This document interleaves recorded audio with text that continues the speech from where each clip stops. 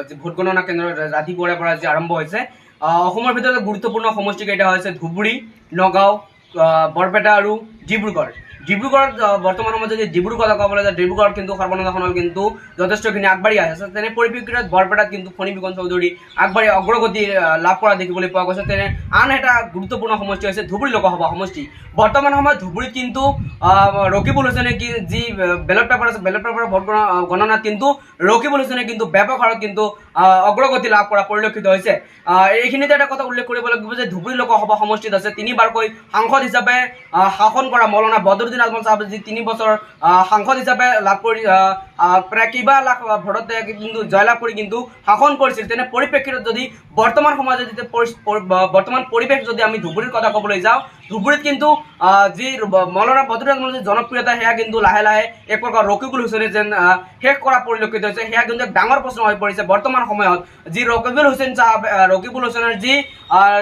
হুছেইনৰ মূল প্ৰতিদ্বন্দ্বী হ'বলৈ গৈ আছে ৰকিবুল হুছেইন আৰু মৌলানা বদৰুদ্দিন আজমলৰ মাজত। আৰু এইখিনিতে এটা কথা উল্লেখ কৰিব লাগিব, ৰকিবুল হুছেইন আৰু মৌলানা বদৰুদ্দিন আজমলৰ মাজত প্ৰতিদ্বন্দ্বিতা হোৱাৰ ফলত কিন্তু বৰ্তমান যি মৌলানা বদৰুদ্দিন আজমলৰ যি জনপ্ৰিয়তা সেয়া কিন্তু এক প্ৰকাৰ কিন্তু নোহোৱা পৰিলক্ষিত হৈছে। তেনে পৰিপ্ৰেক্ষিতত যদি ধুবুৰীৰ কিন্তু প্ৰায় 6টাকৈ ভোট গণনা কেন্দ্ৰত কিন্তু কটকটীয়া নিৰাপত্তা বেষ্টনী গঢ়ি তোলা হৈছে। তেনে পৰিপ্ৰেক্ষিতত ৰাতিপুৱাৰ পৰা যি ভোট গণনা ইতিমধ্যে আমি যি জনামতে কিন্তু ৰকিবুল হুছেইনে কিন্তু ব্যাপক হাৰত কিন্তু আগবাঢ়ি অহা পৰিলক্ষিত হৈছে। এইখিনিতে এটা কথা উল্লেখ কৰিব লাগিব, কিন্তু এই মুহূৰ্তত কিন্তু ৰকিবুল হুছেইনে দাবী কৰিছে যে তেওঁ প্ৰায় 2.5 লাখ ভোটত কিন্তু তেখেত কিন্তু জয় নিশ্চিত। তেনে পৰিপ্ৰেক্ষিতত যদি মৌলানা বদৰুদ্দিন আজমলৰ কথা ক'বলৈ যায়, তেখেত কিন্তু বাৰম্বাৰ কিন্তু ৰকিবুল হুছেইনৰ কিন্তু দাবী কিন্তু নস্যাৎ কৰা পৰিলক্ষিত। আৰু তেওঁ স্পষ্টভাৱে এটা কথা উল্লেখ কৰিছে যে মৌলানা বদৰুদ্দিন আজমলে প্ৰায় কিন্তু অন্য বছৰ কিন্তু বছৰৰ দৰে কিন্তু এইবাৰ কিন্তু জয় নিশ্চিত। কিন্তু অন্য এটা কথা স্পষ্টভাৱে কৈছে যে অন্য বছৰতকৈ কিন্তু এইবাৰ তেওঁ কম ভোটত জয়ী হ'ব, কিন্তু জয়ী হোৱাটো খাটাং বুলি এই মুহূৰ্তত এটা কথা উল্লেখ কৰিব লাগিব।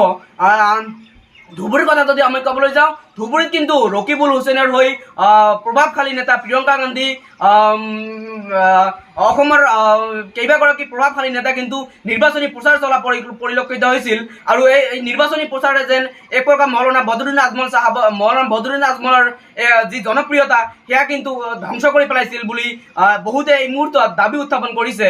আৰু খন্তেক পিছতে যে সেয়া পটপটভাৱে স্পষ্ট হৈ পৰিব আচলতে কোনগৰাকী প্ৰাৰ্থীয়ে, যিহেতু ৰকিবুল হুছেইন আৰু মৌলানা বদৰুদ্দিন আজমলৰ মাজত মূল প্ৰতিদ্বন্দ্বিতা হ'বলৈ গৈ আছে। খন্তেক পিছতে সেয়া পটপটভাৱে স্পষ্ট হৈ পৰিব কোনগৰাকী প্ৰাৰ্থী আচলতে ধুবুৰীত শেষ হাঁহি মাৰিব। হয়।